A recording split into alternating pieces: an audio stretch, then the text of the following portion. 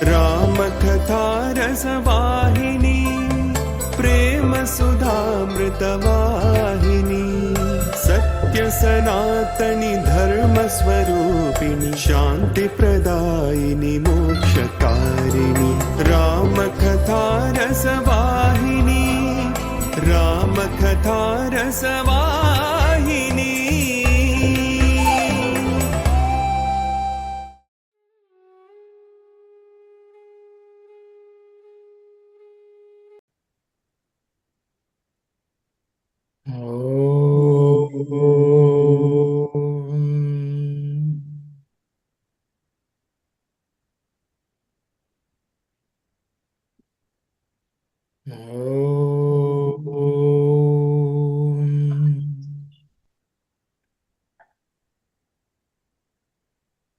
Sai Ram, everyone.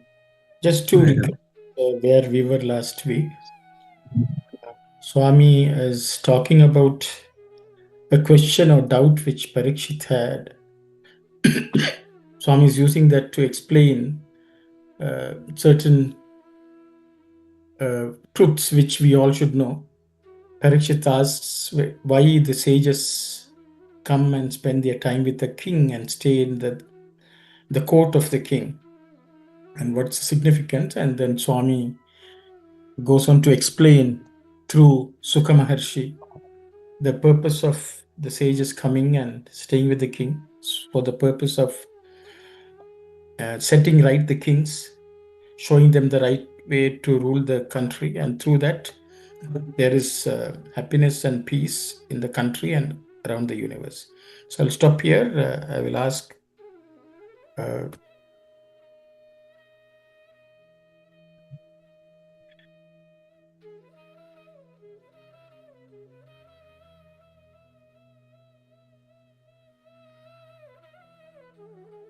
is Gopalan uncle going to read, or? Yeah, Sai Ram. Sukha laughed at the question. He replied, "You have asked a fine question. No doubt.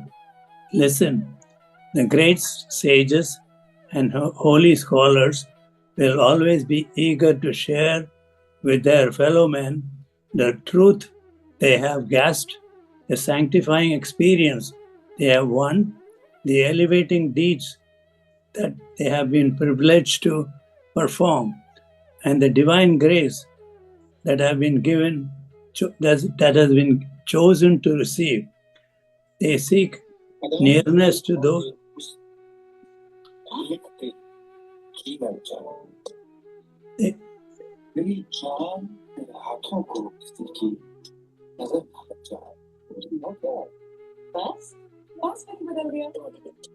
Sai Ram uncle, we lost you. Can everyone mute their... Okay, thank you. Gopal. They seek nearness to those who are in charge of administration, those who are adepts in ruling over the peoples, with the intention to use them as instruments for establishing and ensuring peace and prosperity on earth. They implant high ideals in their minds and holy ways of fulfilling them. They prompt the performance of righteous actions in accordance with just laws.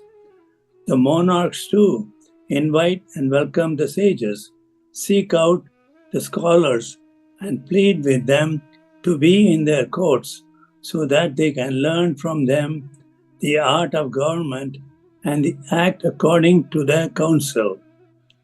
Should I continue? Yes, so you can complete that next paragraph also. The monarch was the master and the guardian of the people. So they spent their days with him for the estimable purpose of realizing through him the yearning of their hearts. Loka samasta sukhino bhavantu. May all the worlds be happy. They were eager to see happiness and peace spread over the world.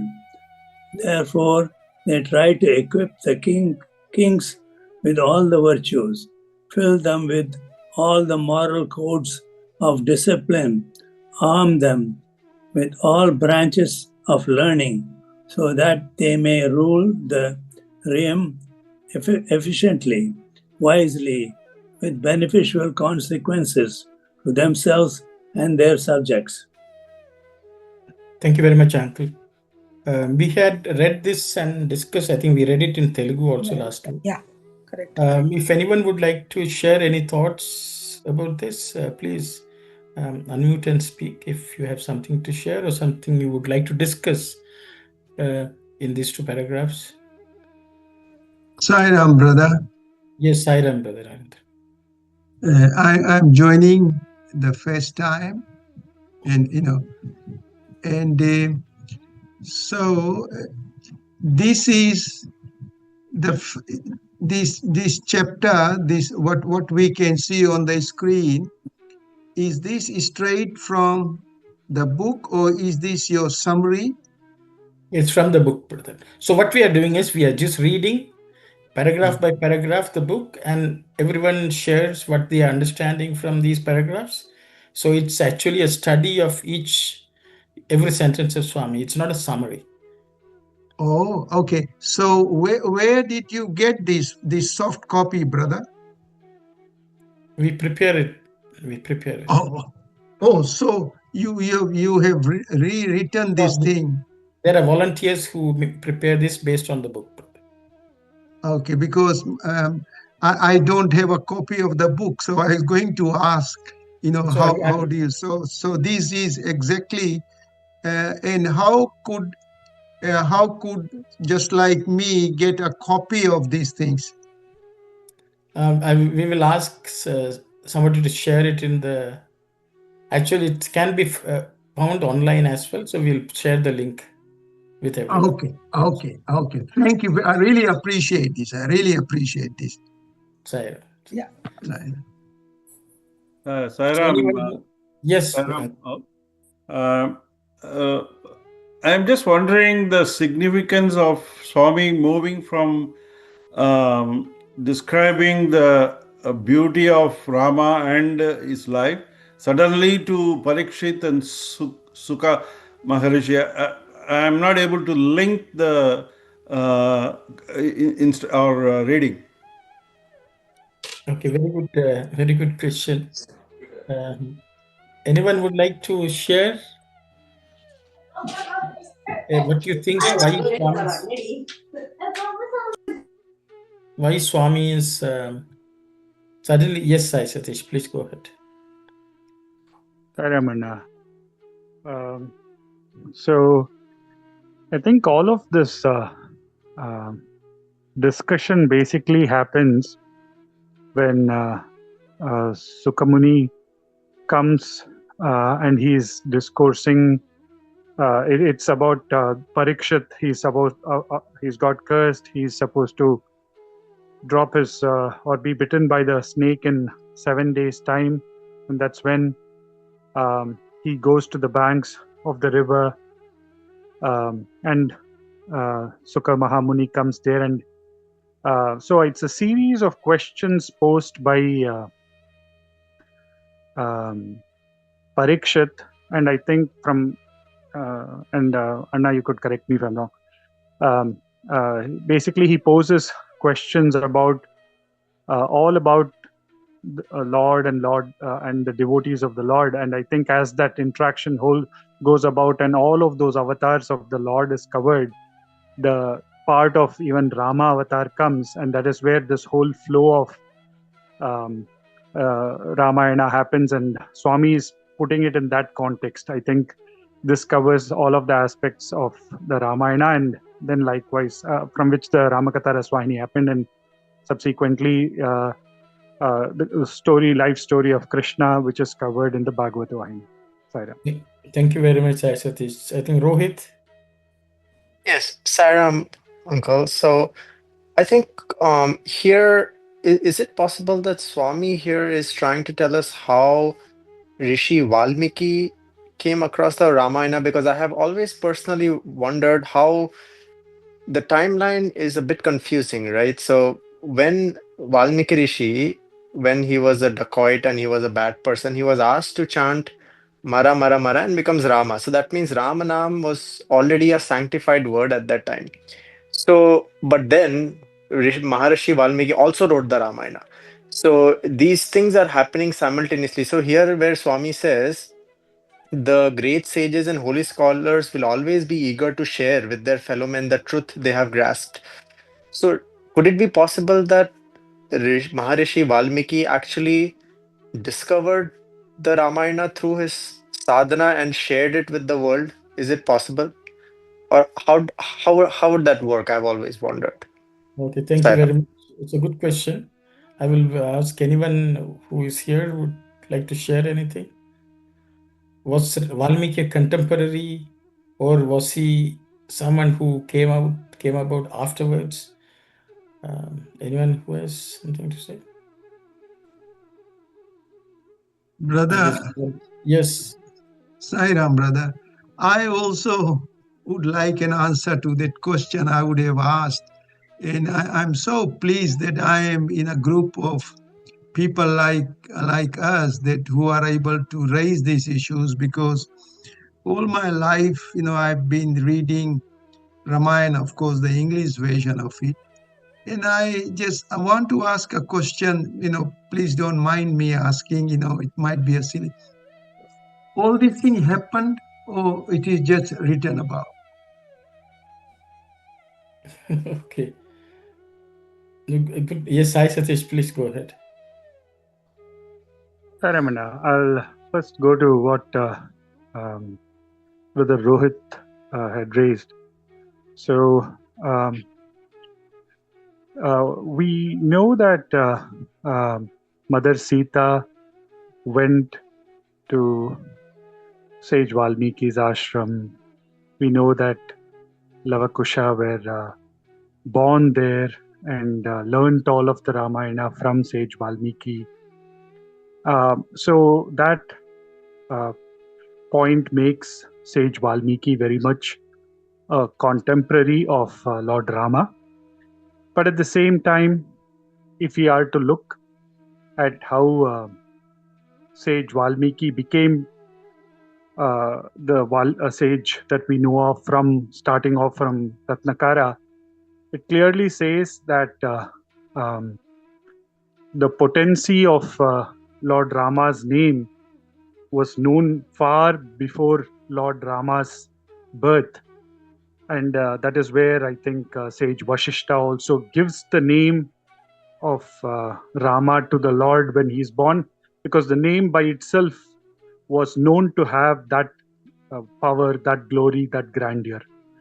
So Sage Valmiki, of course, when he was Ratnakara, that the power of the name was what transformed him into becoming that sage. And what greater worthiness than the one who chanted that name for, I don't know, hundreds of years to finally write the story that goes with that name. I think that's where the name was always there in all its grandeur. It's just that when the Lord came, he adorned that name, which came with all of its grandeur again. And then very much a contemporary of Lord Rama. And then that's what says that the name was always there, it is there, it will continue to be there.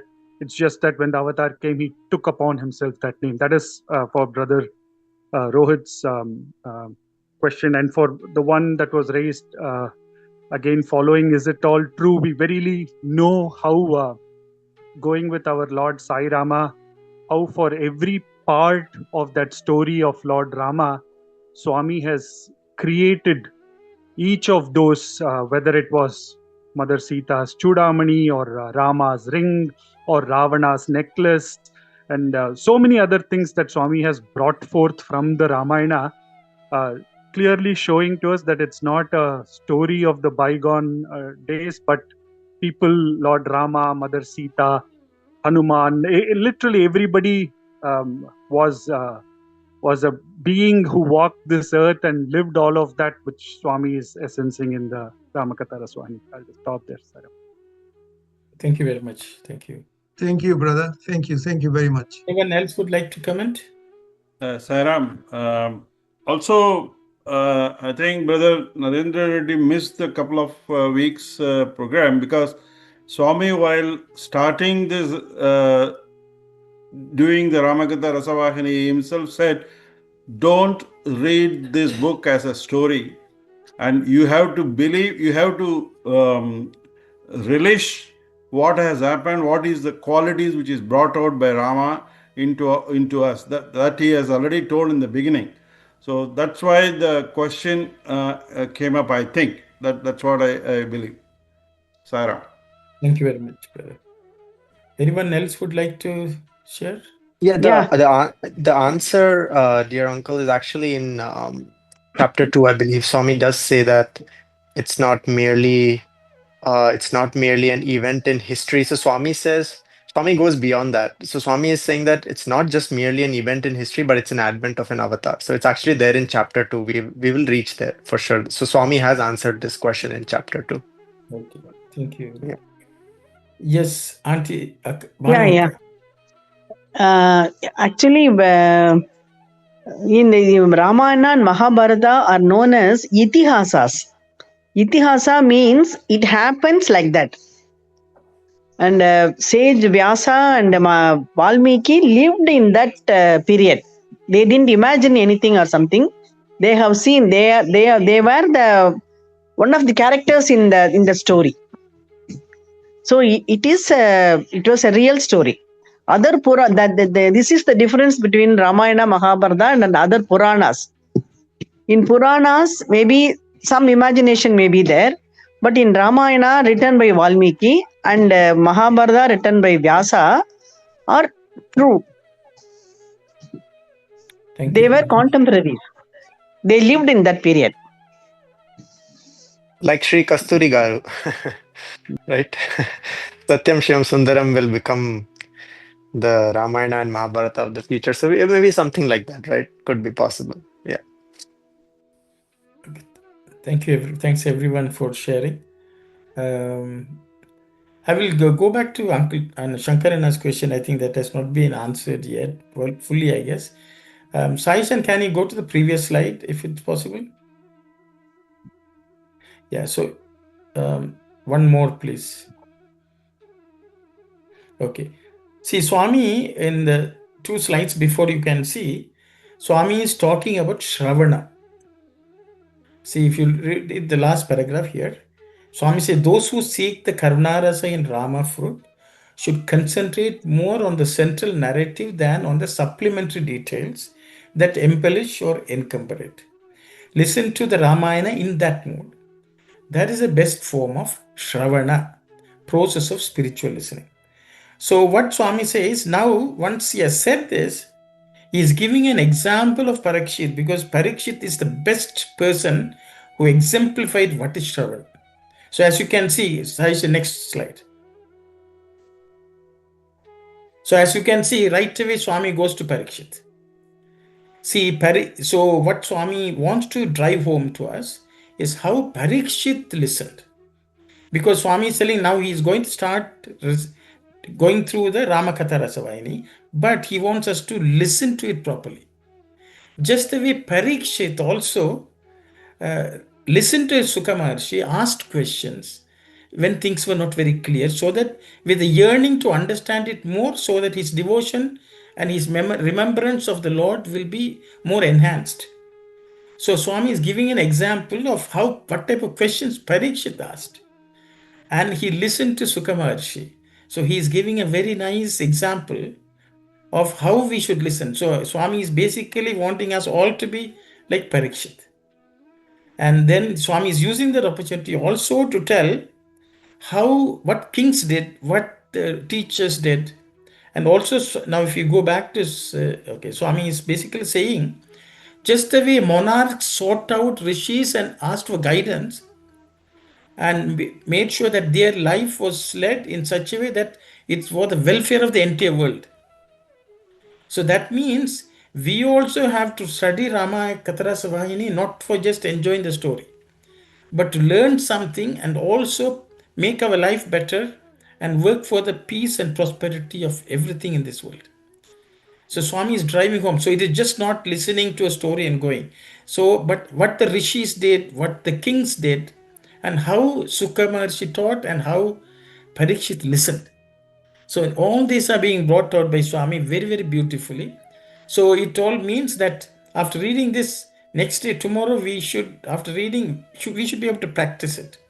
We should be able to put it into practice and also make sure that the world is a better place because we have studied this, so we are studying this. So I'll stop there. Yes, Auntie Mani. In a way, it is Shravanam, Mananam, Nididhyasanam. That's what Swami is trying to. Shravanam is the first step, which is very important to listen to the story, as Swami has said, with all our concentration, with all our devotion, and take out the Karuna Rasa in it. Yes. I try to practice it. Sai Ram. Thank you, Auntie. Thank you. Okay, so for anyone who has missed, Karuna Rasa is the grace of God. And devotion is what we exhibit, and Karuna Rasa, seeking the Karuna Rasa or the divine grace from the Lord. So with those thoughts, if there are no other thoughts, we can go to the next slide and continue reading. Yes, Uncle Gopala. There were other reasons too. Listen, knowing the granter of joy to humanity, the member of human morals, the mentor of human morals, the leader of the solar line, the dweller in the heaven of eternal bliss, will take birth in a royal line. Sages who had the foresight to anticipate events gained entry into the darbars of the rulers so that they may experience the bliss of contact with the incarnation when it happens. They feared they may not get such access later, that they may miss the bliss they could get well garnered. So they profited by their vision of the future and established themselves in the royal capital, in the thick of the community, longing for the advent. More? Yes, sir. To this venerable group belong Vasishtha, Vishwamitra, Garga, Agastya, and the other sages, rishis. They had no wants. They were monarchs of renunciation. They sought nothing from anyone. They were ever content. They appeared in the audience halls of the emperors of those days, not for polemics and the pomp of punditry, or for collecting the costly gifts offered to such disputants and guests, or for decorating themselves with the burdensome title those patrons confer on the persons they prefer. They crave rather for the darshan, bliss of the vision of the Lord, and for a chance to uphold Dharma, righteousness in human affairs. They had no other objective. Thank you very much, Uncle. So we will now read the Telugu. Mani Auntie will read. ఇంతియే కాదు, Not only this, జన సుఖదాయకుడు గోలోకవాసుడు అగు శ్రీమన్నారాయణుడు రాజవంశములందు జన్మించిన వార్త వేదశాస్త్రములందు సూచించుటచే. so having known that Narayana, who is the benefactor of the world, and also గోలోకవాసుడు, and who is the resident of Goloka, he will be born on earth, knowing this from the Vedas. భగవద్ దర్శనార్థమై అప్పటికప్పుడు రాజులను చేరుటకు వీలుగా ఉండదనియును. So to have the darshan of the Lord, which may not be possible later on. చేరినను దైవానందమును మనసారా అనుభవించ సాధ్యము కాదనియు. Even if we reach there, it's not possible to. Auntie, can you read it once more? Yeah. చేరినను, even if they join later, దైవానందమును మనసారా అనుభవించ సాధ్యము కాదు. Even if we go there, it's not possible to experience the bliss of the divinity with one's own whole entire mind. ಇದನ್ನು ఆలోచించి కొందరు దివ్య దృష్టి గల మహనీయులు ముందుగానే ఆయా రాజుల కొలువు కూటముల చేరి దైవరాకకై తప్పించుచుందురు. So because of that, many of these rishis reach those places or the courts of those kings where the Lord is going to be born earlier on, and they performed tapas. They knew it through divya drushti. They knew through divine knowledge or divine sight. They reached those kings earlier on and did penance. And they waited for the Lord to come. Daiva rakakai tapinchuchundru. They were waiting for the arrival of the Lord. Attivare Vasishta, Vishwamitra, Gautama, Garga, Agastya ityadi maharshulu. Such people are the sages Vasishta, Vasudeva, Vishwamitra, Gautama, Garga, and Agastya, etc. వీరులకేమి కొదవు? For them, what do they need? త్యాగులు విరాగులు అయిన ఈ ఋషులు రాజుల చెంత చేరి వ్యర్థ ప్రసంగములు గావించుటకై వారి కొలువు కుటుంబల చేరలేదు. So these rishis are renunciants and detached people who join. They reach the king, and they did not engage in wasteful discourses, etc. లేదా వారి కానుక అందుకొనుట కానీ, neither did they want any offerings from those kings. వారందించు తలభారవు Balapu బిరుదులను కానీ, not also for any titles which they may confer on them. బిరుదులను తగిలించుకొనుట కానీ ప్రభువులు చేరలేదు. They did not reach the kings. So in short, they did not go for any offerings from those kings or gifts from those kings, nor did they go for any titles from those kings, which were actually a burden. విశ్వనాథుని దర్శనమునకును, for the darshan of the Lord of the universe, ధర్మ రక్షణ దీక్షకును, ధర్మరక్షణ దీక్షకును లోకపాలులను చేరిరి. So they joined kings who were protectors of Dharma, who were determined to protect Dharma, and they were ruling the world. వేరు కారణము లేవియను లేవు. There was no other reason at all. ఆనాటి రాజులు కూడాను దైవ చింతన తత్పరులై, even the kings of those days also were, they had divine inclinations or thoughts. ప్రజా పరిపాలనకు తగిన మార్గములను పండితుల వలనను, so the proper method of ruling the country is to learn them from scholars. ఋషుల వలనను తెలుసుకొని, from the rishis also they found them out. తమకు తామే ఆశ్రములకు వెళ్ళుటయు, they going to their own ashramas, లేదా వారలను రాజభవనములకు రప్పించుటయు జరిపించి, or bringing them to the king's palaces, courts. They made them happen. రప్పించుటయు జరిపించి ఆలోచించేది వారు. They also consulted them. So the kings also took great care in reaching the scholars for learning the ways to rule the world, the country. I think And they invited them to the palaces, and also they went to the ashrams to consult them. Yeah, that's it. Sai Ram. Sai Ram.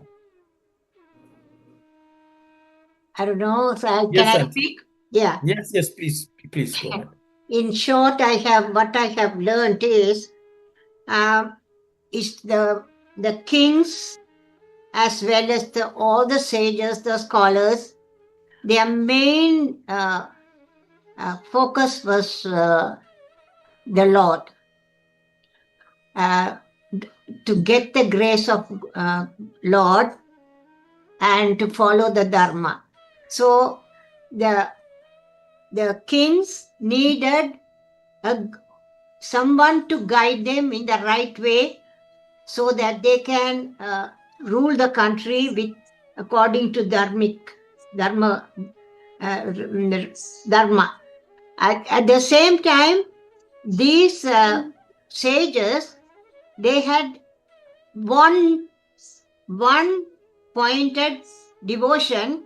They didn't want to miss the avataric, the Rama avatar coming into the world. They didn't want to miss it. So every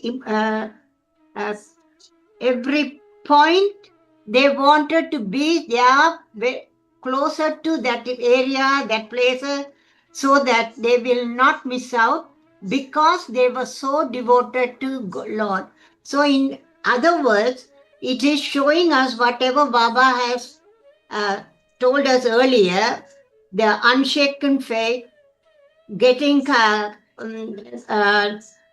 God's grace, then listening part. Baba is showing us that we too, we should not think that this is a story we are learning. We have to become that. We have to develop that unshaken faith that you are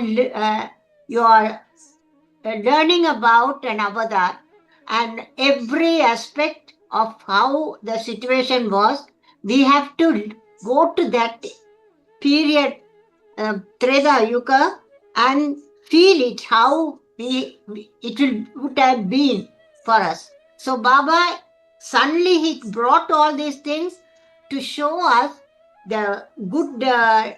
We need scholars, we need sages to guide us. Like how we go and ask astrologers or getting advice. So this is something very unique Baba has brought to us. It is not we are learning a story.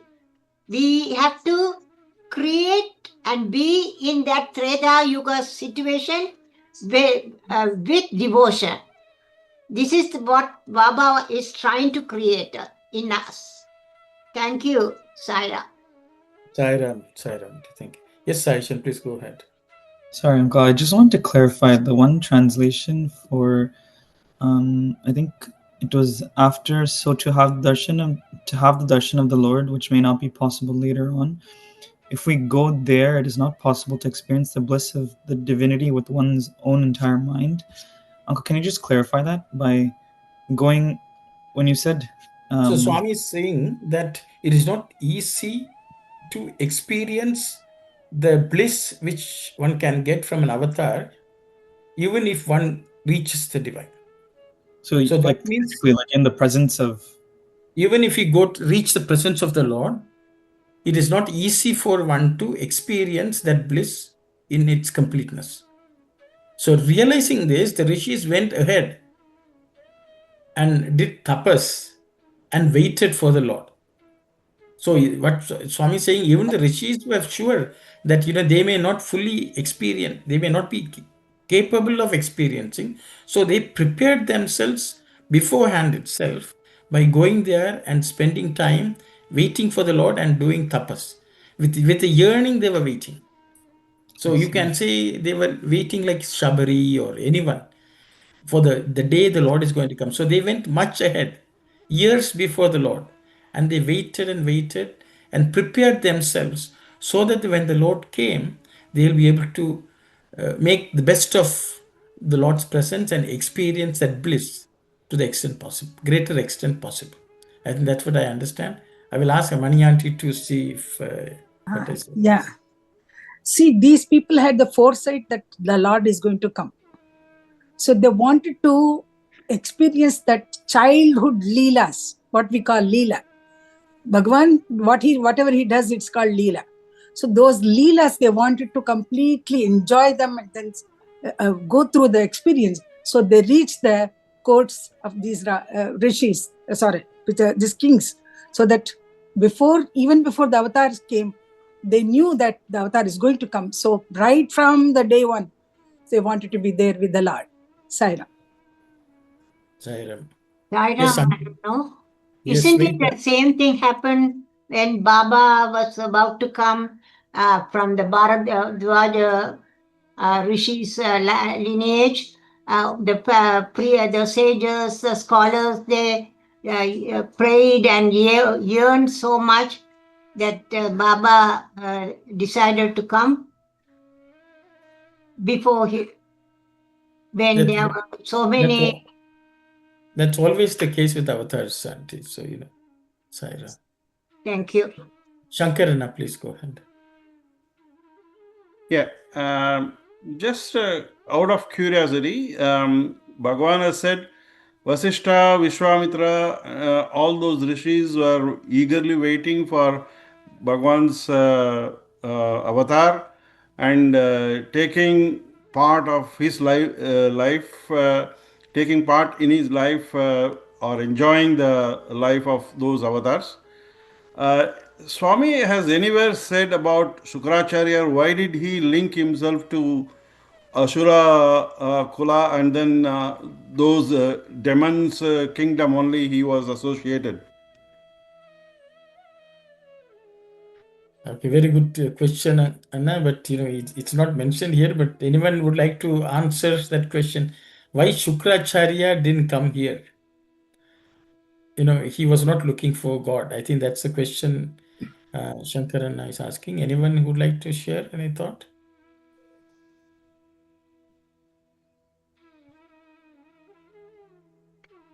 So I think I'll briefly answer because based on what Bali Chakravarti's presence, Shukracharya was a person who had an eye for the world.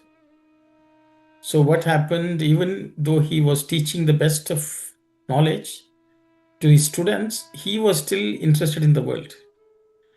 Even though he had knowledge, he could not let go. So that's a belief that, Shukracharya is considered to be blind in one eye.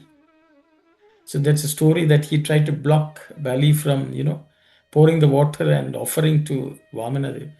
So apparently one eye was poked by Vamana and it became blind. So what basically is, though he had divine knowledge, on the other side, he was also interested in the world. So he signifies that nature of people. He signifies, even among devotees, there are people who have an eye on the world and eye on God. So just to show this as an example, these characters are produced so that we learn. But whereas Mahabali, even overruled the king, overruled the guru, he realized the guru's weakness and he offered himself completely. This is what Swami tells in Onam discourses. It's not necessarily here, but you asked the question, so I thought I'll mention it. Any other point anyone would like to share or discuss? Yes, I said this, please go ahead. Ramana, just adding to what you said, Swami would always say that a man with dual mind is half blind. So in that context, literally Shukracharya being blind in one eye shows it's a very symbolic representation of him having the dual mind, both for the world and the Lord. And when both exist, that means it's not getting prioritized, which automatically shows that he couldn't come in proximity with the Lord. Yeah, even though the Lord was standing in front of him, he was interested. He was not interested in the Lord. He was worried that he may have to give up the world. So that's why Swami didn't mention him here also. So we will. Is there anything else anyone would like to discuss? If not, we will go to the next slide.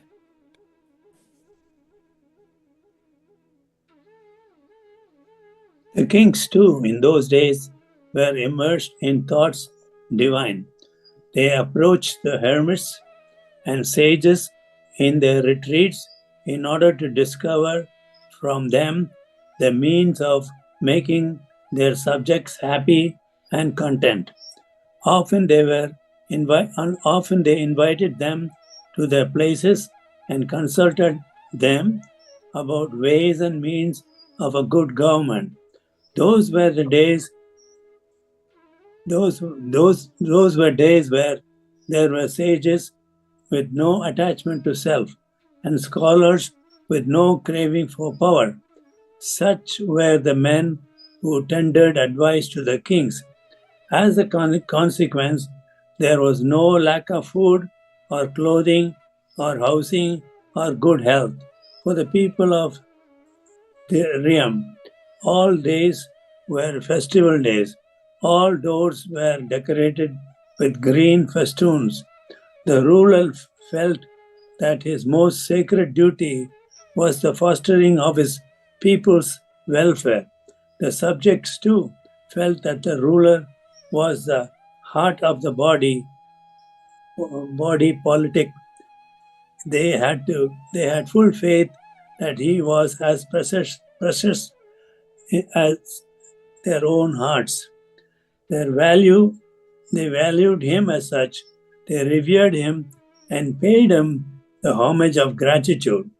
Sukha explained the role of the sages in the royal courts in this clear, downright manner before the large gathering that was sitting around him. Thank you very much, Auntie Mani. Yeah. ఆనాటి రాజులు కూడాను దైవ చింతన తత్పరులై, even the kings of those days were endowed with divine thoughts.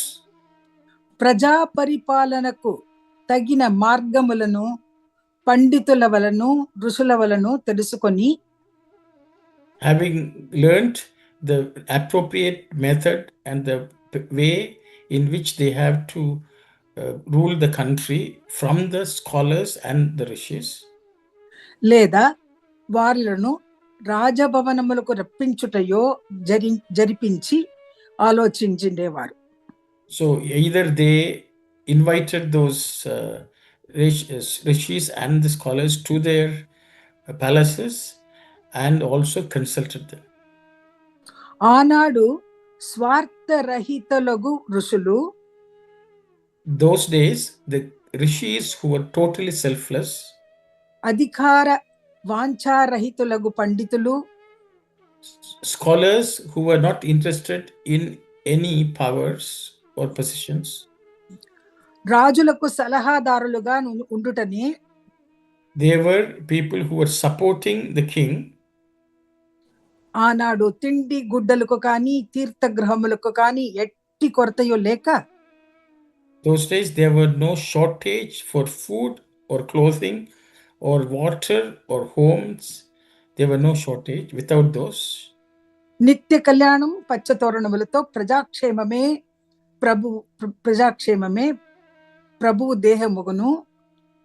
the body of the Lord is the auspicious the అలా ప్రభు ఇంక here it means king. oh yeah, okay. ప్రజాక్షేమమే ప్రభువు దేహముగును. So the king considered the welfare and the happiness of all the subjects as his body. ప్రభువే ప్రజల గుండెగను తలంచి, the king is the heart of the subjects. స్మరించి వరించి తరించిరి అని శుకులు మహర్షుల చర్యలను వాంఛలను. So Shuka Maharshi said those kings thought about it, contemplated on it, they pursued it, and they also succeeded in it. Thus, Sukha Maharshi said, వాళ్ళ చర్యలను వాంఛలను నిర్ద్వందముగా నిండు సభలో గంట వలె మ్రోయించెను. So he declared loudly among the gathering that the wishes and the practices of these kings, which they pursued very skillfully. Yeah, that's it. Thanks. So I will stop here. Yeah. So Swami is showing how the kings behaved those days, what did they keep in their heart, and what was the nature of the scholars, and what was the nature of the rishis.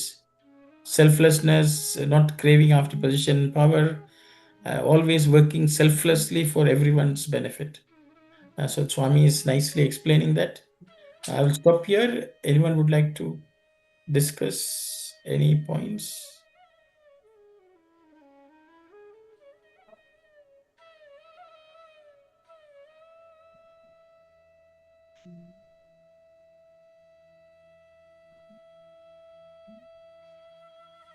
Uncle, so Swami here is saying that the kings also learned from the rishis on how to lead in a dharmic way, is it? Yes, how to rule the world, is how to rule the country. Sister Vani, you have a question? Brother Sai Ram. So in those days, before Kali Yuga, is this the nature of all kings and rishis and even the people?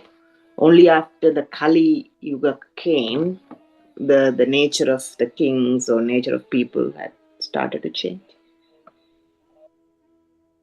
So sister is asking whether it's a problem of Kali or ancient olden times everything was good. Anyone would like to comment? I think even in Dwapar Yuga, when Dhritarashtra was also not listening to the scholars and the other people also, so it may not be limited to Kali Yuga. I think Dwapar Yuga also they face this problem. That's why the kingdom has fallen down. That's why. But that even in Ramayana, Ravana never listened to anyone.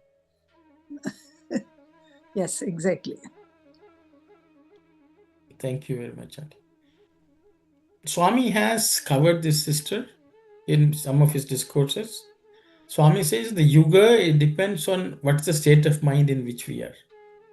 He has mentioned that even in Krita Yuga, leave Treta, Krita Yuga, Prahlada was in Sathya Yuga, whereas his father was in Kali Yuga.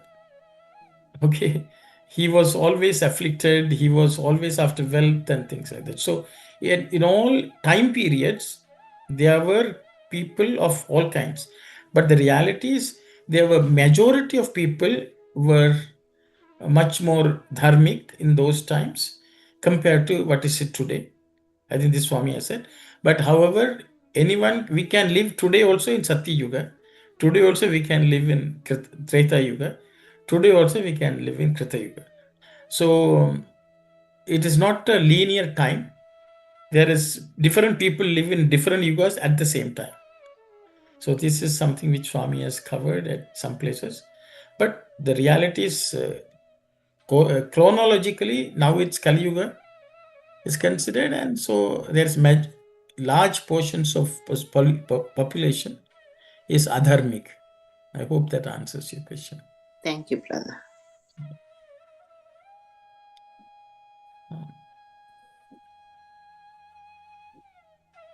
So even Swami is talking about yes, sister Aruna. Ram, brother.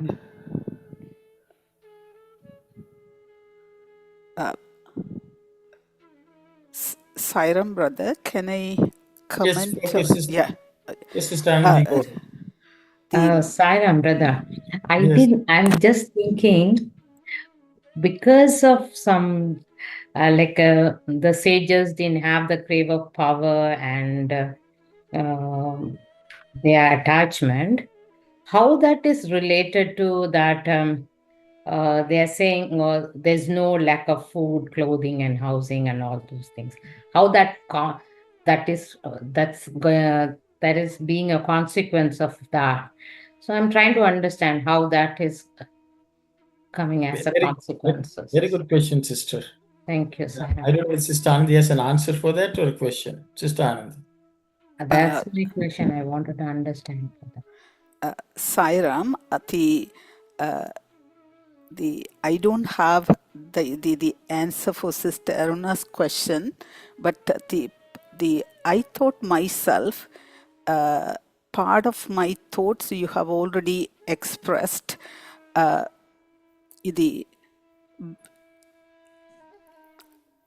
Put it this way, maybe when it comes to spiritualism and the education, spiritualism in the maybe the medical field, we accept some sort of guidance and the good things in that connection. But nowadays, maybe in Kali Yuga or maybe in the modern world, when the spiritualism comes into the play of the politics, our mental state, we are not ready to accept. Good or bad, we really badly criticize why this person has got into the politics, what that person knows. They have screwed up the country's well-being and this and that. Maybe even though we criticize, we are not in that mental state to accept the connection between the spiritual well-being and the country's maybe the political situation. We can see nowadays in the modern world in so many different countries, when the spiritualism or maybe religion gets into, we really criticize. And also I thought the previously I didn't understand, we are not in that mental state to take the good part in it, and we are not ready to apply every single thing. We find fault in it. We don't understand the true thing or maybe the real meaning. We readily, we are ready to criticize. That is maybe the mistake we make it in the Kali Yuga. Whether good or bad, we don't analyze. We blame others. That's the part I wanted to share with you all. Thank you, Sai Ram. Thank you very much, sister. Yes, Brother Ron or Bina, I don't know.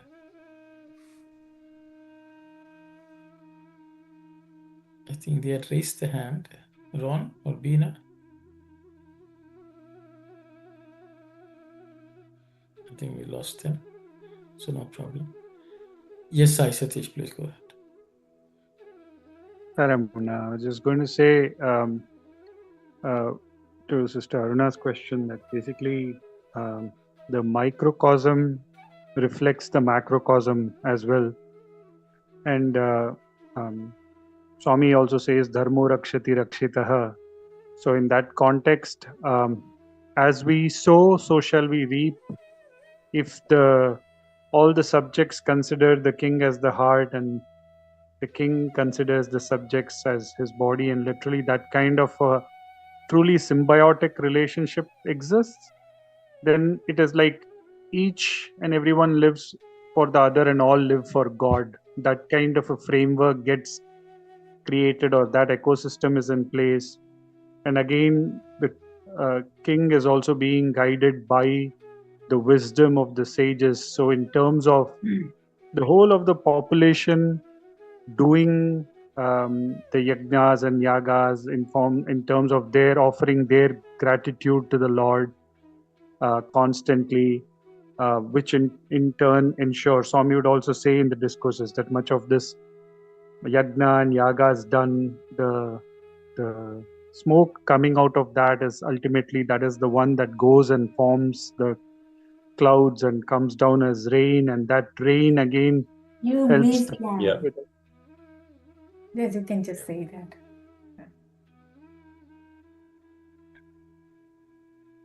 so, and that rain again helps with the growth of the crops and food, and that food is again eaten by people, which generates the good thoughts. So it becomes a virtuous cycle of everything happening in the right manner, which would have ensured not only the physical prosperity, because Swami says about Pachadi Toranam and all of that thing every day, which means the mental makeup of the subjects also was very, very healthy. So physically also there was prosperity, mentally also they were truly peaceful, and all of that that came along with living in such harmony. Sai Ram. Thank you very much, Sai Satish. Yes, Rono Bina. Sai Ram, we had pretty much said the same thing as Sai Satish, but we had the mic muted. So anyway, that's I fully support what Sai Satish was saying, because we had the same idea in terms of an answer. That's all. And also, Anna, the kings were very generous also. They did not accumulate now what at recent time it happens. That selfishness was not there. So whatever they had, everything for Jana Kalyan, they just used it completely. And that's why the Praja were very happy. Thank you very much, Ram. So, Sister Aruna, there is, I was reminded of, I remembered a saying in Tamil, Nallar oruvar ularil avar poruttu ellarkum peyyum male. So, if there is one good person, everyone around will benefit, the country itself will benefit. That was the belief of the ancients. So, if, as Sister Anandi was saying, if something is wrong in the country, we should not be blaming. We should become that good person. Through that, everyone will be benefited. So the thing is, when Swami says God has created food, enough food for everyone in this world, but there's less food shortages only because some people are hoarding. Some people want everything for themselves. This is the problem in this world. When God created, He created food, clothing, shelter for everyone. But people want to have big houses. So someone else cannot have a house. People want to have as many clothes as possible. The prices go up. People can't buy clothes. Same thing with food. So I think this is unbridled desire is the problem. But because they have a rishis like that, setting an example, people around them, as Sai Satish said, were influenced by them without their knowledge, and they also led very dharmic lives. And as a result, the countries prospered and no one was lacking anything. I hope that answers. Thank you. So I think Swami is also telling us how we should live. I think all this is not the rishis and the kings. It also applies to us. In our own small way, we also can live like this, contribute like this. We can also see what can we do to the world rather than thinking what is in it for me. If everyone lived like that, the world will be a very good place and everyone around will be happy.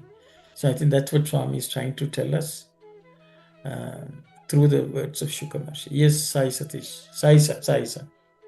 Uncle, I think when you said that, I was reminded of that scenario where Krishna sends Yudhishthira and to go and search, and he also does the same thing.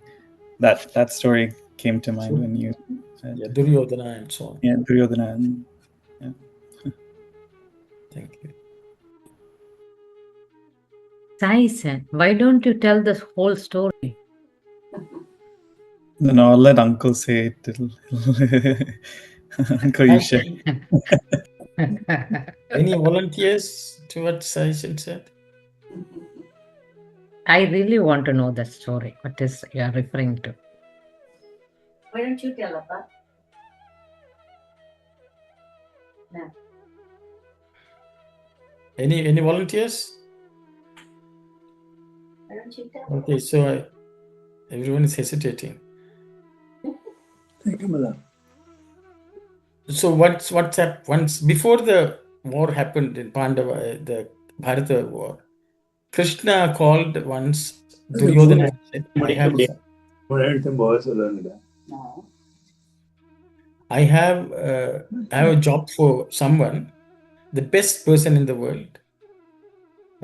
Can you go and find a very good person and bring? He told Duryodhana. Duryodhana went around and came back and told Krishna, Krishna, there is absolutely no good people in this world.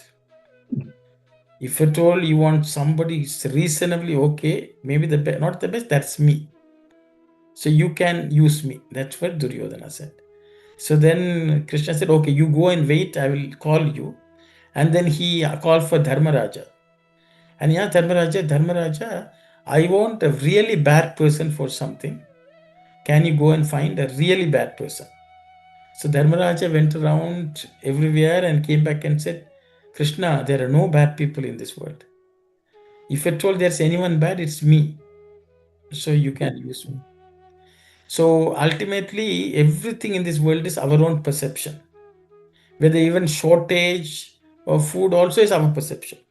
Shortage of clothing is also our perception. So the thing is, if we know how to lead a contented life, then we'll be happy with what we have. I think that's what Sai Ram tried to say. Sai Ram, did I say it right? Okay, he gave me a thumbs up. Okay. Anyone else would like to say? So I think so. Swami is telling we have to make others happy. That's what the kings were trying to do. We have to make others happy. We have to share everything we have with others. So others, we don't have more than others. I think the whole problem comes when I won't have more than you. If as long as people start thinking like that, the world is a bad place. Yes, Ron and Bina. I was asked once that from my colleagues and so many others, I was asked that, Indians have too many festivals, and every single month, so many holidays are there. And I used to say that, yes, every single day is a holiday in India. It's festivities. And when I see here the line, I would like somebody to tell something about that why every single day is the festival days in it. Even today and even those days, whether it is like because of we live in the right world in a way, or it is our heart is full of joy. What you have to say, if someone has to say a little bit more about that, I would like that. Thank you. So it's a tangential question, but anyway, I will. Okay. Anyone would like to share anything? Sai Ram, I'm speaking. Yes, Auntie. So actually what I think Bina is referring to is Nitti Kalyanam Pachatoranam. Yes. I think she must be referring to that. Yes. Every day is a festival. Every day is a festivity for all of us, because the day dawns and the day ends. If it is, whether it's good or bad, anyway, the day is over. We have to take it in the positive way. Sai Ram. Thank you very much, Auntie. Bina, just small correction. In Bharat, there are no holidays. There are only holy days. Every day is a holy day. So it's a time to celebrate. Yes, celebrate God. Yes, very nice. Okay, so if they will find every day some excuse to worship God and be happy, be contented. So when you are in a festival mood, you are sharing everything with others. People will cook and distribute to the neighbors. So there is so much camaraderie and happiness and friendliness among all the people when we are all happy. So I think that's why Rishis made every day a holiday so people can be happy. So by festival day, it's meant that you wake up in thought of God, you spend the day in thought of God, and you end the day in thought of God as well. Excellent. Yes, that's it. So the Rishis were very good in designing such things. Thank you. Yes, I think, Sai Ram, there is socio-economical and psychological reasons also to celebrate festivals, because the money should not be stagnated. It should be distributed among all the people in the society. See, when we celebrate a festival, we will buy so many things. We will buy even so that money will be distributed to all. Everyone will get something, from a small vendor to a huge retailer, something, no, to a huge market person also. So this is the socio-economical reason. And psychological reason is, as you said, when you celebrate, when you celebrate something, we will get some more morale boosted. If we are so down also, our morale will be boosted. We will think of God and we will gain some hope. These are the reasons we celebrate festivals. That's what I think. Very good. I may be wrong. No, it's right. Everyone there'll be good health, food and clothing. I guess the problem, Uncle, becomes when we start to buy things that we like and we make food that we like and we start indulging in those desires. I think that's when we fall back. So I think festival means you have to share, not for yourself. I think that's okay. We should celebrate like the way rishis celebrated. Okay, I think that's what it is. So if everyone is okay, maybe should we progress further?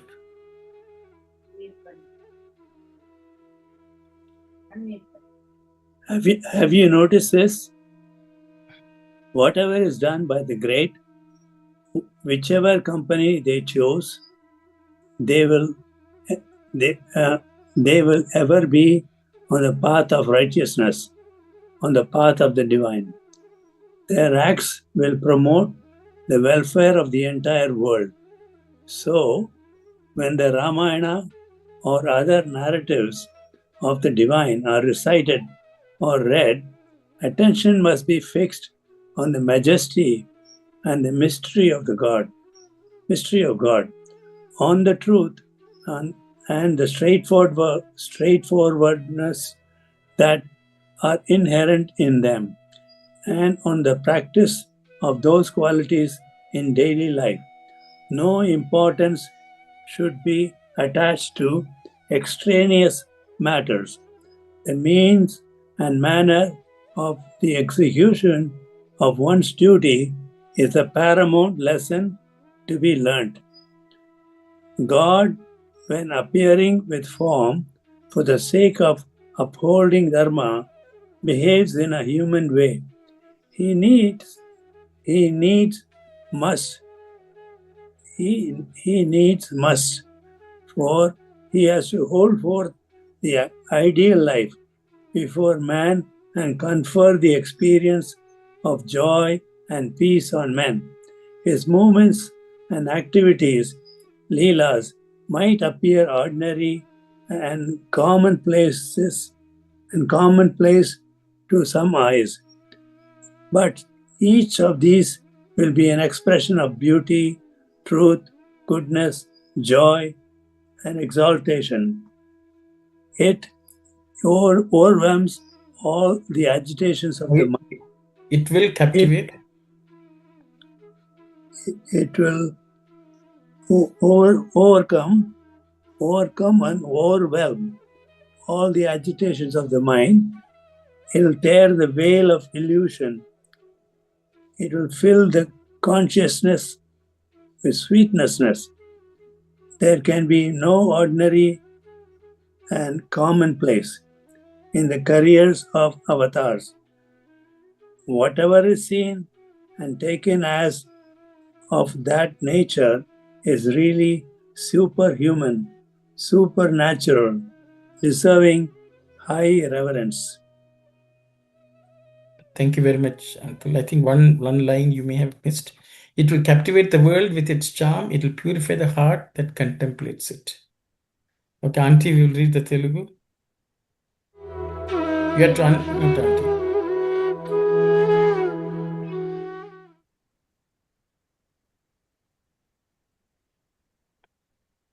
Auntie, you're still muted, Auntie.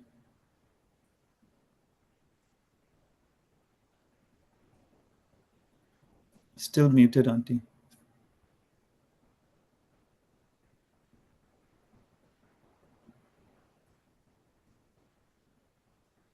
Auntie, Mani Auntie, you are muted. I think she's locked out too. Okay, now you are good. Now fine. Now fine. Auntie, now you are, yes, now you are fine. Yeah. Actually, second paragraph, he needs most. The Yes. second sentence, it must be most. Yes, He needs most. Anyway, చూచితిరా మహనీయులు ఏ పని చేసినను ఎవరితో చేరినను లక్ష్యము దైవత్వంపై ఉండుటే సర్వకర్మలు ధర్మరూపమును ధరించి. So, did you see that? All great people, whatever they do, whoever they meet or join, their goal, their sole objective is only on God. Because of that, at all times, they don the form of dharma. సర్వకర్మలు ధర్మ రూపమును ధరించి. All the activities are actually according to dharma. లోకమును ఉద్ధరించెను. They uplift the world. పారాయణముల సలుపు వేళ. When we are reciting or reading. పఠనము గావించు వేళ. When we are studying. లక్ష్యమును దైవభావమున చేర్చి. Our sole objective should be made to go to the God. Divine. Divine. Our feeling should be all divine. Divine. కథలోని వంకరలను వంటిలోనికి చేర్చక. In the story, all these unnecessary details should not be considered. Yeah. నిష్ఠతో నీతి నిజాయితీలను unwaveringly and established firmly, paying attention to justice and good practices. మదియందు ఉంచుకొని కర్తవ్యమును నిర్వహింపవలెను. We should keep that in our mind or in our vision and also perform all the duties. So Shuka is saying about this Raja, kings. ధర్మ సంరక్షణార్థమై అవతరించు దైవము. God who has taken avatar for the sake of protecting dharma. సమస్త ప్రాకృత లీలలను సాధారణ మానవుని వలె చేయుచుండును. They do all their leelas just like a normal human being. చేయుచుండును చేయవలెను. They have to do it, and they do, and they have to. కారణము లోకులకు ఆదర్శము అందించుటకు. For the purpose of demonstrating an ideal to human beings. అనుభూతులు కలిగించుటకు. To give them that experience. లీలలు చూచుటకు సామాన్యమైన అటువంటిగా కంటికి కనిపించను. Even though these leelas seem as if they are very ordinary to our eyes. అందులోని రసము, సరసము, సౌందర్యము, పుష్టి విశ్వమును మోహింపచేయును. In those leelas there is great essence, and there is beauty, and also there is nourishment. Yeah. And through this they also attract the entire world. హృదయముల పరిశుద్ధపరచును. They also cleanse the heart. మనసుల మరపించును. The minds are controlled. They removed or forgotten. Forget. మరపించును. మాయను వదిలించును. They remove the maya. మధురత్వము అందించును. They grant sweetness. ప్రాకృతములుగా కనిపించు తన లీలలను. Whatever is worldly, whatever is seen as worldly, these leelas. అప్రాకృతములే మాననీయములే Divyamule. They are divine. They are supremely powerful. And only Mananiya Mule means?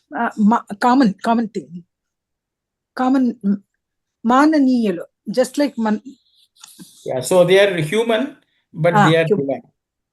Yeah. Divyamule and Ramacharita Vekti Charitra Kadu. Okay, I will again read, Auntie. Yeah, I'll read. They are unnatural. They are unnatural, they are human, and they are also divine. Divine. This is Ramacharita Vekta Charitrika. This is the story of Rama. It is not a story of an individual. That's all. I think it's... I think... whatever is taken as that of superhuman, supernatural, deserving high reverence. I know. Swami is unnatural, aprakrita means it's unnatural, human, and divine. Divine. That is the story of Ramacharita. That's the story of Ramacharita. It's not of a human being. It's not a Vyakti Charitra. Sai Ram. Yes, sister. Sai Ram, brother, there's so much in this 2 paragraph. Yes. Is it okay for us to go one by one paragraph? It's okay. I think we can't do it today, sister. Yes, we cannot do it because there's a lot in that. It's 10:16. Even I like about how Swami, one thing I like about Swami says about the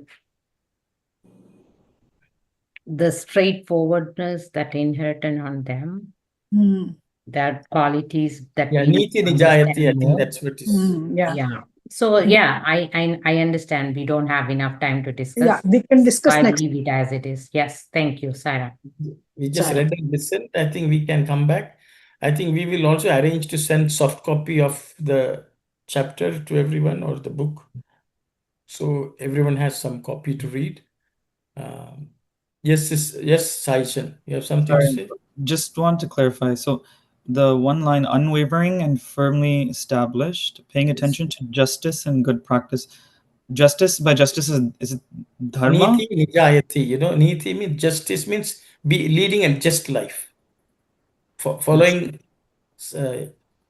Naitika, moral life. Moral life, okay.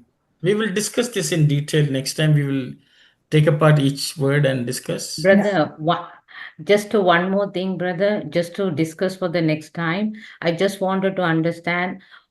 Swami says, one's duty is paramount lesson to be learned.